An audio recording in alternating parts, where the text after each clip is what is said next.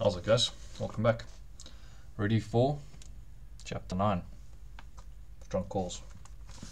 The Act of Mercy.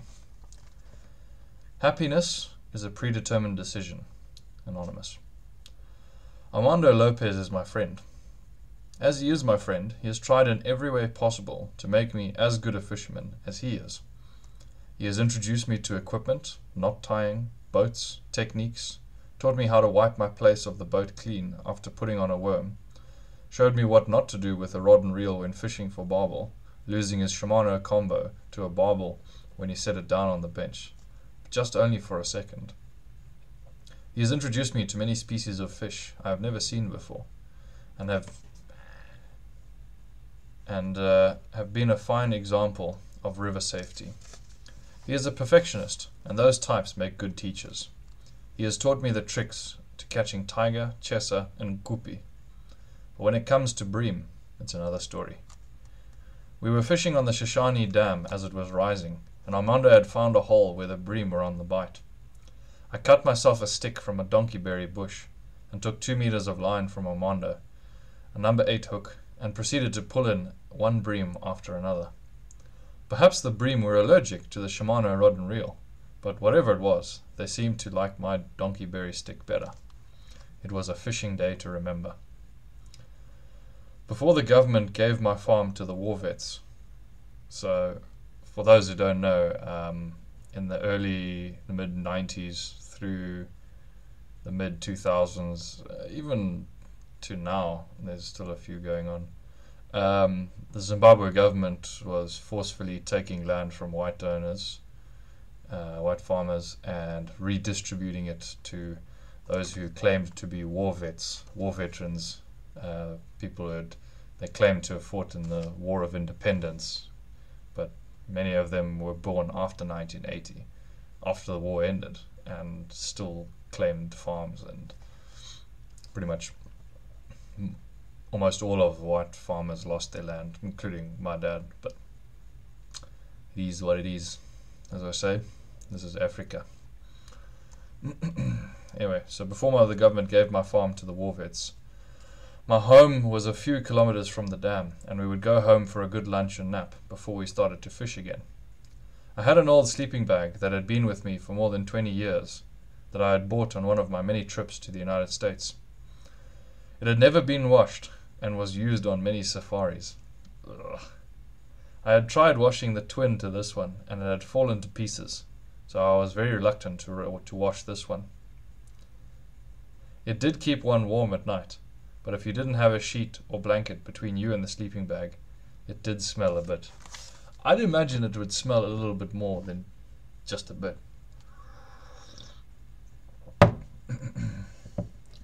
One winter's day, Armando took his father out to the farm to enjoy the peace. He was a very dignified old gentleman in his 80s. He lay down on a mattress in the lounge after lunch to have a nap, and then Armando covered him with my old sleeping bag. He lay there for a minute and then said, "Son, do you think that Bill allows his workers to use the sleeping bag?" "Oh no, father. Bill would never allow a thing like that." How right he was. The old man lay there quiet for another minute and then carried on. "Son, it would be an act of mercy if you took this bag to town and had it washed for Bill."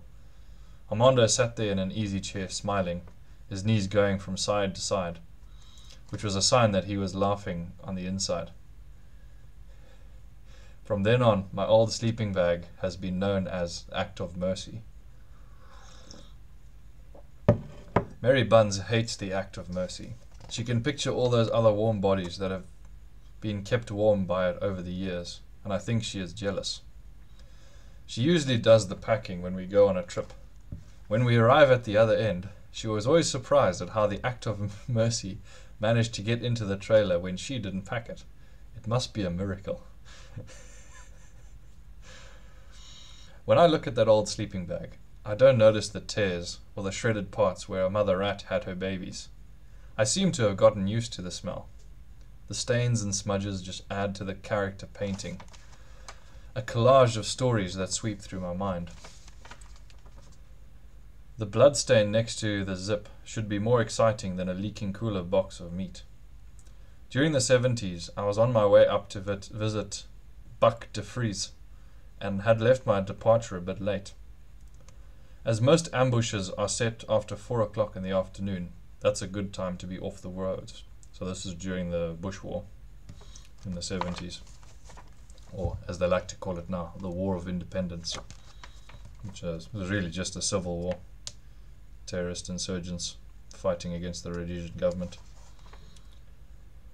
I had left Bulawayo about 5 and was barreling down the road as fast as my Toyota would go. Way down the road I saw a hitchhiker with a backpack, something we very seldom saw those days. I naturally stopped and then took off, waiting until we were back up to speed before starting any conversations. I'm surprised he actually picked him up, because nowadays the hijackers pretend to be hitchhikers, so it's very dangerous to pick up a hitchhiker. So in the middle of the Bush War, I'm surprised he actually picked up a random hitchhiker. He was a young man, 24 years of age. He had just finished at Sorbonne University in Paris, majoring in political science. I didn't hesitate to ask his name, age, what his parents did, what he did, etc., as it is pretty much the African way. After all, I was giving the lift, and I should know who was with me. He eyed the two FNs, one mounted in his window and one with the barrel aimed at the floor on the passenger side. I showed him how to flip the lever off safe and pull the trigger if we needed it. I was more interested in the noise, as it's pretty hard to hit anything when you're traveling at speed. The grenades were on the seat between us. Don't touch those, I warned him. His eyes were big for quite a while, and he sat silently as we travelled. When we reached the Guampa forest, his eyes narrowed a bit, and then he started in on what was wrong with Rhodesia. Classic. I agreed with him on several of his points, but didn't say anything, as I knew he had only been in Africa for 4 days. I had learned that young people usually know everything, and trying to be reasonable with them is like trying to teach the theory of relativity to my dog. He talked solidly all the way until we got to the Gwai Hotel. I filled up with fuel, and the petrol attendant started to talk to the Frenchman. You are very lucky Masango picked you up on the road. Those Gandangas, terrorists, would have killed you or shot you like they did me. He lifted his pant leg and showed the Frenchman where he had been shot in the foot. And if it hadn't been for a farmer, they would have killed me for sure. Just recalling the incident got the old man to shaking his head and clucking about. And who was the farmer? Asked the Frenchman. He's one of those people you were talking about all the way up here, I told him. Come on, let's go in and have some dinner.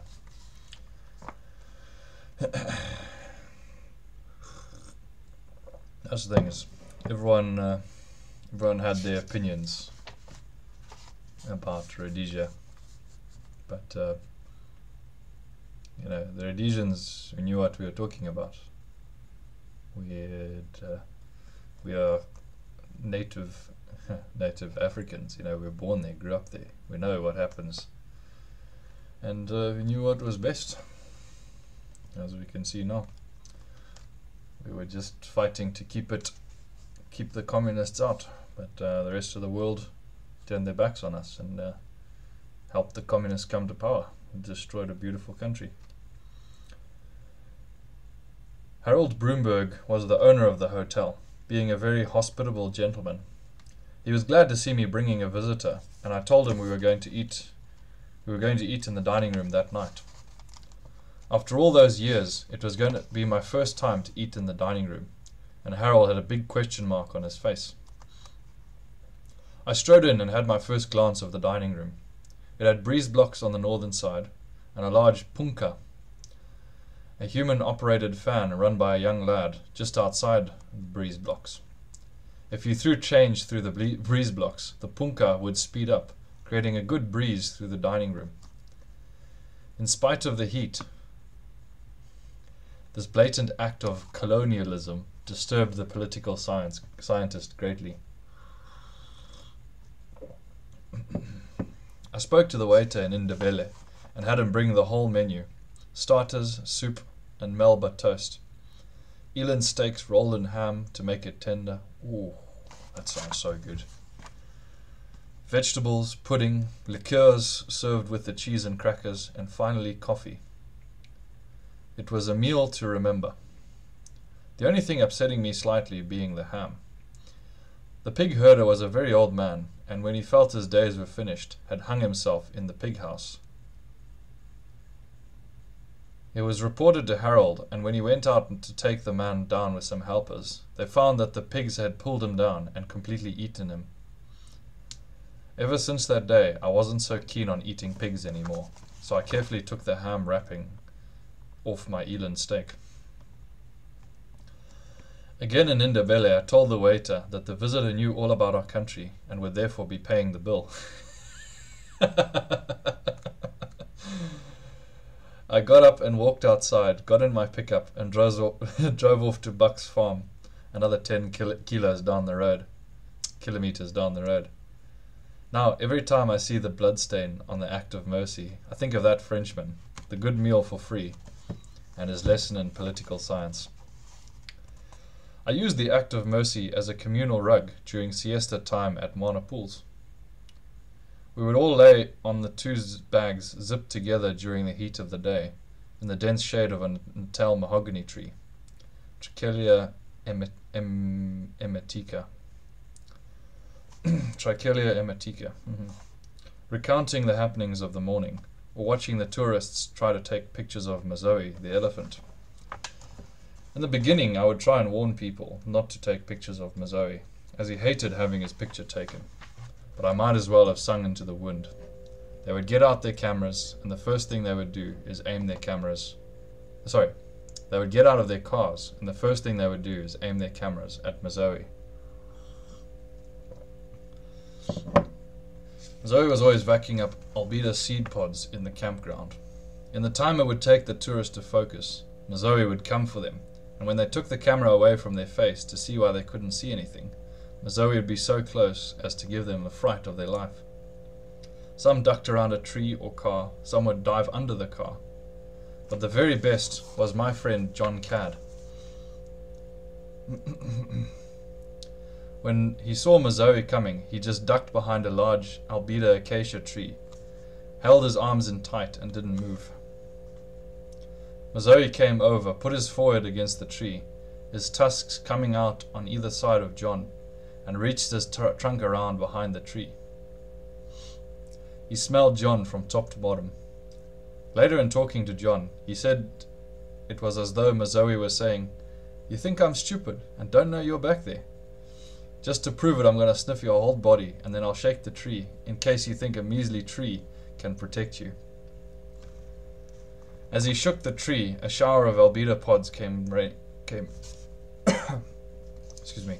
down, and he went about his task of picking up the pods, chewing on them ponderously. "Just like a tourist," said John in an embarrassed manner.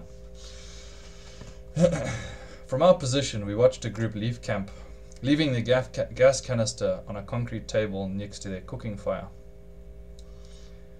Within minutes, monkeys were all over everything, one pushing the gas canister into the coals in their excitement. In 10 minutes, the canister blew up, spreading ashes in all directions. But the most amazing thing was the group of monkeys. Every one of them went straight up into the tree as though they had springs on their feet. Not one of them were hurt, and all of them had been crowded around the eating area and fire. As for their hearing, I would have no way of knowing that.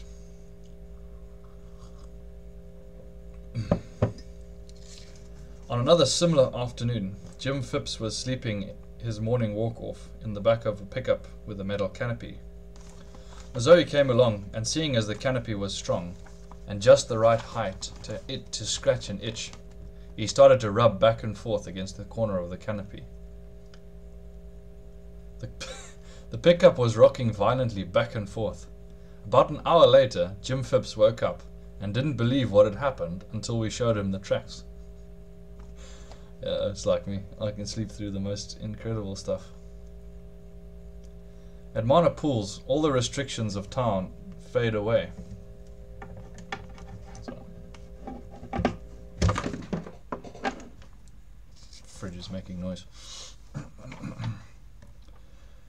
At Mana Pools, all the restrictions of town fall away, and in no time you know all your neighbours are trading sugar for eggs, etc., or helping someone with engine trouble. I would read stories from Patrick McManus every night, and with each night more people would join our group due to all the laughing that went on. Oh yeah, I've just recently been introduced to Patrick McManus here in the States. Flippy is funny.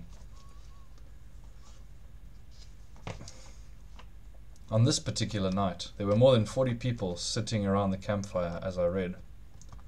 It was a warm, humorous story that had us all giving the hyenas competition.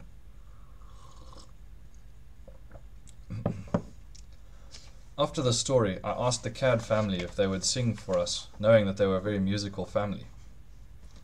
They sang Ba Ba Baran, an old 60s rock song, with Caleb singing the soprano. It was so good that we didn't want the evening to stop. A Swiss gentleman offered to sing and yodel for us. It was the first time I'd heard yodeling, and we made him sing it a second time. A French trio sang Hotel California with their guitar, the song being the only one in English that they knew. And my boys, well, not to be outdone, asked if everyone would like to play Flaming Holes. Everyone was issued with 1 meter of toilet paper. This was to be wedged tightly into one's buttock cheeks, lit by your starter, and the object was to see how far you could run before the heat was too much. If you've ever played this game, you know that you cannot run properly and have to sort of mince along so as to not put the flame out. You also have to bend your body in such a way that your back is arched away from the flame. At the same time, you have to keep your eye on the flame so that you know when to drop the tissue. Brett was so busy, he ran straight into an acacia tree. Moz, trying desperately to win, burned himself, and I collapsed in a heap from laughing. The audience was laughing so loudly that pretty soon the whole of Nyamepe camp was there, laughing and participating.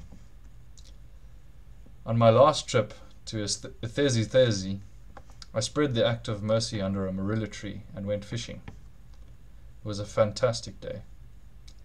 Otters were playing, thousands of birds were eating kapenta, which is a small sardine, and the bream were on the bite. Yellow belly, purple cheek, humpback, rondalis, green-headed, and the 3-spot. Those are all types of bream. I was in heaven. Virtually every cast was a fish, and our faces were not big enough for our smiles. When I got back to camp, there was a big bull elephant standing right in the middle of the Act of Mercy. I'm glad he saw fit not to empty his bladder at that moment, but then, if he had, it wouldn't have been the first time for the Act of Mercy. Right. Thanks for listening, guys. Hope you enjoyed. Sleep well, and see you next time. Cheers.